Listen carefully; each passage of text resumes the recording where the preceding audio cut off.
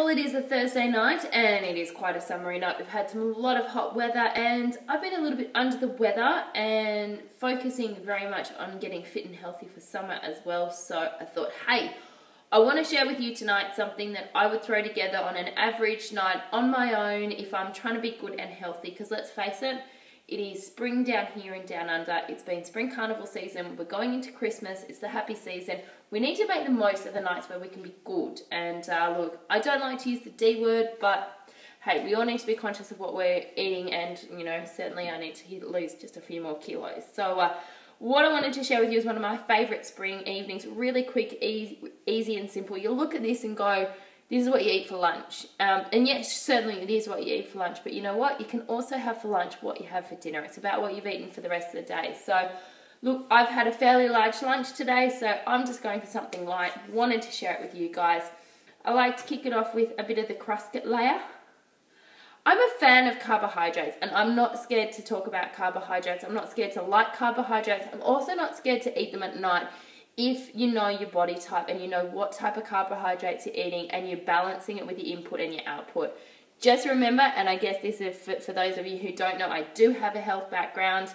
After many years of working in the health field, I can say to you, don't be too scared of carbohydrates as a general. You just need to be really cautious about what you're eating, and most importantly, get to know your body type so you know what you need. For example, for me, if I don't have the right number of carbohydrates throughout the day, I get fatigued the next day. Same with your protein levels, same with all of the essential foods. So you don't want to completely eradicate anything, but balance what you're eating. So going for a simple crusket tonight, something that's not too high in fat, light, crispy. I enjoy them.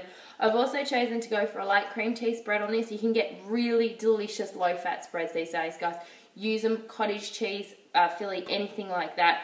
And then add it on top for a little bit of mushness and texture. My favorite thing in the world, it is the avocado. Before you go, ew, particularly guys who go, ew, avocado, probably one of the greatest foods you can ever work with. Now, I am a person who struggles to eat seafood, so I've been making an effort to increase my omega-3 consumption, which is, of course, a very essential oil that you should have and great for memory and all sorts of things, very vital.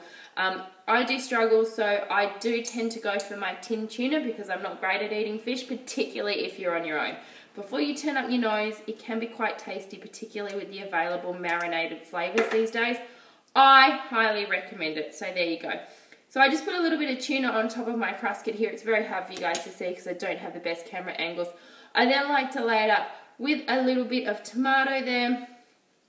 Now, one of the things that I learned in Europe, and I might be wrong for all of the European connoisseurs that are rolling their eyes, a little bit of salt on top of your tomato tends to pull out the flavors. So if you're looking at those beautiful marinated tomato salads, they tend to have either a vinegar or a salt on top of them. I love it. Little sprinkle of salt on top.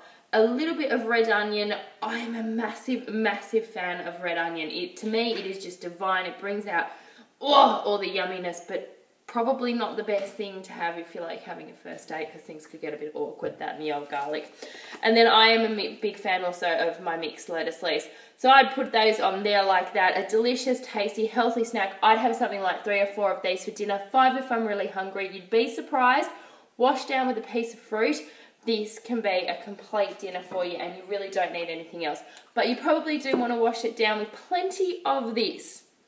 Okay, not really. The truth is, this is now my water bottle, so it's plenty of fresh water from the fridge to keep you well hydrated, because that is certainly what you need in the heat of summer.